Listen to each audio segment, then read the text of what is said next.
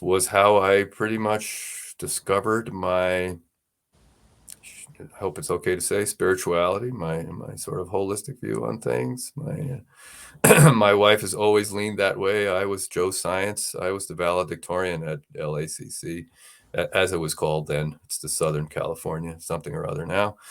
They took chiropractic out of the name, I noticed, which I thought was pretty honest. Um,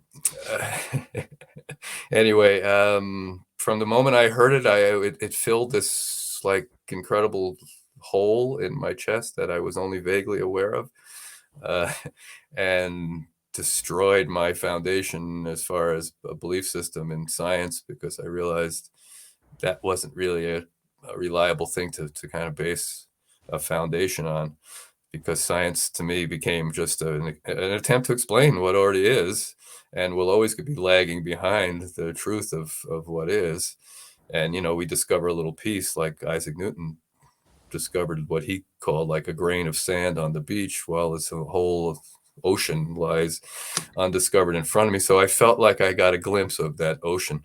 So I just honored that, and started to go and see every speaker that talked about chiropractic philosophy, and started to attend these personal development workshops that Jim Sigafus, who became my main mentor in chiropractic, was putting on.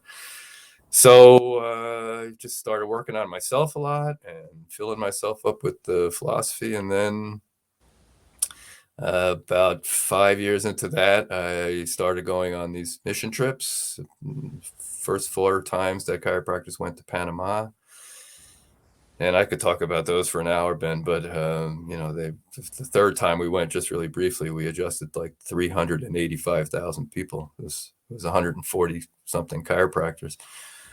And I adjusted like 2,000 people in one day on one of these trips. That I'm not throwing that out as anything other than the amazing miracle it was, because I didn't speak any Spanish. People would line up. People would show up hours before we were supposed to get there. People would carry people there. People would, God forbid you missed one of their kids, all of a sudden somebody would be tugging at the back of your shirt. It was a dream. It was a dream come true, and to just touch people and adjust people in a matter of seconds without any idea of what their problems were, or what, or worrying about following up, or worrying about whether they liked us or whether they were going to pay us. We knew they weren't going to pay us, so that took care of that question. Um, I never got so much out of an experience before that, or actually since then. But I decided to change me, because I realized that really what the main thing that was different there was me, was us, was how we approached it. We approached it without attachment to things that I believe don't really matter.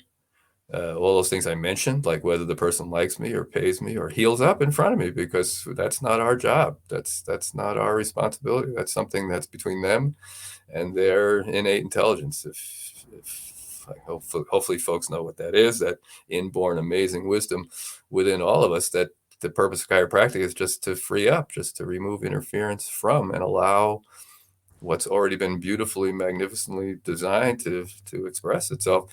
And I saw the power of that. I witnessed, I mean, not only individual people like getting up out of wheelchairs and reporting to us that the kids were no longer deaf, which happened on the first day we were there in Panama, the first time, which is very interesting, because apparently that's how chiropractic started. And none of us, what was interesting was there was only one chiropractor of the 18 of us who were there on that first mission that had ever seen that before in his practice, and that was Jim Sigafus. So it became clear to me that the problem, if there was one in my practice, was, my vision was small, my attachments were large, my attachments were very sticky. I was still trying to convince people and sell people, and at that point in my career, I wasn't even sure what I was selling them or convincing them of. So it changed everything for me. It gave me a purpose. I started adjusting a lot of kids. It ultimately led to me doing the box on the wall thing, which literally means people would come in and get adjusted, and there was a box there on the back of the front desk that we encouraged people to put the most they could in for that service, and I did that for the last 12 years of my practice. And look, I own a nice shirt or two, you know. Mm-hmm.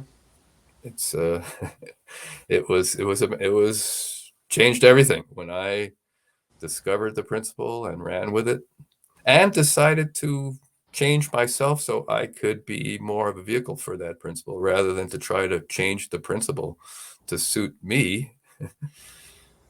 That was the big shift for me.